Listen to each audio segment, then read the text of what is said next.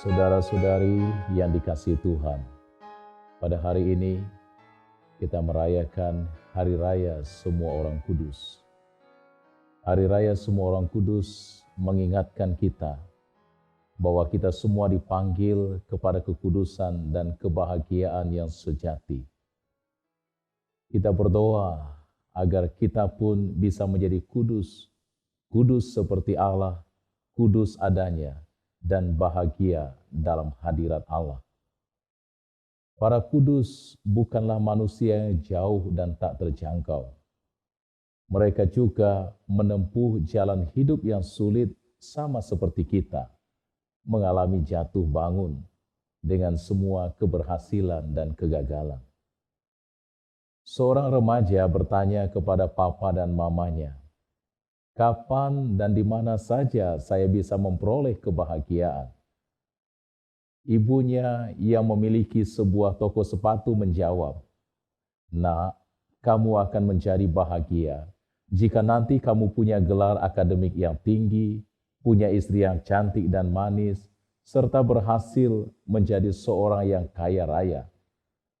Engkau akan bahagia sebab tidak usah pusing dan tidak bergantung dari siapapun juga.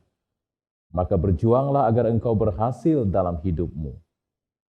Remaja itu berpikir sejenak dan menjawab, "Tetapi bagaimana kalau istri saya sudah tua dan tidak cantik lagi? Bagaimana kalau usaha saya bangkrut? Apakah hidup saya kemudian gagal, menjadi susah dan penuh sengsara sehingga tidak dapat bahagia?" Kini giliran ibunya terdiam dan berpikir. Kemudian si anak berpaling kepada ayahnya dan bertanya, "Ayah, di manakah saya bisa menemukan kebahagiaan yang sejati?" Ayah yang sering sakit-sakitan dan sangat tergantung pada orang lain menjawab, "Nak, kalau mau bahagia, belajarlah mengakui ketergantunganmu pertama-tama pada Allah dan kemudian pada persahabatan yang baik dengan orang lain.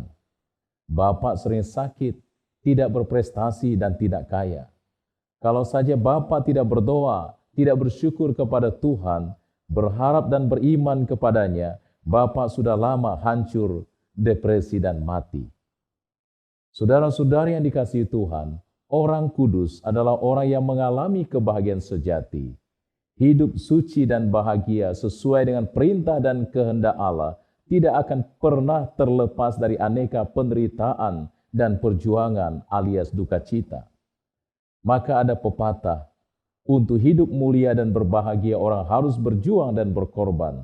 Berakit-rakit ke hulu, berenang-renang ke tepian, bersakit-sakit dahulu, bersenang-senang kemudian. Yesus dalam Injil menyebut bahagia mereka yang miskin di hadapan Allah, mereka yang berduka cita, lemah lembut, lapar dan haus akan kebenaran, murah hati, suci, membawa damai, dianiaya, dicela, dan difitnah demi kebenaran. Paus Fransiskus mengatakan, kebahagiaan bukanlah tentang memiliki hidup yang sempurna. Menjadi bahagia bukanlah memiliki langit tanpa badai, atau jalan tanpa kecelakaan, atau pekerjaan yang tidak melelahkan, atau relasi tanpa kekecewaan. Menjadi bahagia adalah menemukan kekuatan dalam pengampunan, menemukan harapan dalam pergulatan hidup, menemukan keamanan dalam ketakutan menjalani hidup, menemukan cinta dalam perbedaan pendapat. Menjadi bahagia tidak hanya menghargai senyuman, namun juga merefleksikan kesedihan. Tidak hanya menikmati pujian, namun menikmati ketika diacuhkan. Apapun situasinya, kebahagiaan akan dialami oleh setiap orang yang mengandalkan Tuhan. Tuhan tidak melarang kita kaya, Tuhan tidak melarang kita berprestasi, tetapi Tuhan harus menjadi fokus hidup kita. Kita harus doyan duit, tetapi kita tidak boleh gila duit, karena uang adalah pelayan yang sangat baik, tetapi tuan yang sangat buruk. Kita akan disebut berbahagia ketika kita mengandalkan Tuhan dalam hidup, entah kita kaya secara materi ataupun miskin secara materi. Ketika orang mengandalkan Tuhan, maka ia akan mampu memakai air mata untuk menyuburkan toleransi, memakai kekalahan untuk menyempurnakan kesabaran, memakai kegagalan untuk mengukir ketenangan, memakai sakit untuk mengalahkan kedagingan, memakai halangan untuk membuka jendela kepandaian. Saudara-saudari terkasih, kebahagiaan tidak tergantung pada tempat. Kebahagiaan melampaui segala situasi. Kebahagiaan terletak pada hati dan pikiran yang terarah pada Allah. Orang yang hidup dan bertindak dalam kuasa Allah, serta secara konkret hidup baik, jujur, disiplin, pada suatu saat harus melawan arus.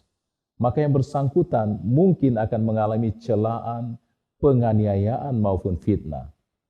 Jangan menjadi kecil hati atau penakut jika harus mengalami hal yang demikian, tetapi tetap berbahagia dan bergembiralah karena para santo dan santa pelindung kita telah mengalami hal yang sama. Marilah kita renungkan kutipan ini. Lihatlah betapa besarnya kasih yang dikaruniakan Bapa kepada kita, sehingga kita disebut anak-anak Allah. Dan memang kita adalah anak-anak Allah. Karena itu dunia tidak mengenal kita, sebab dunia tidak mengenal Dia. Saudara-saudaraku yang terkasih, sekarang kita adalah anak-anak Allah, tetapi belum nyata apa keadaan kita kelak. Akan tetapi kita tahu bahwa apabila Kristus menyatakan dirinya, kita akan menjadi sama seperti Dia, sebab kita akan melihat Dia dalam keadaannya yang sebenarnya. Setiap orang yang menaruh pengharapan itu kepadanya, menyucikan diri sama seperti Dia yang adalah suci. Amin.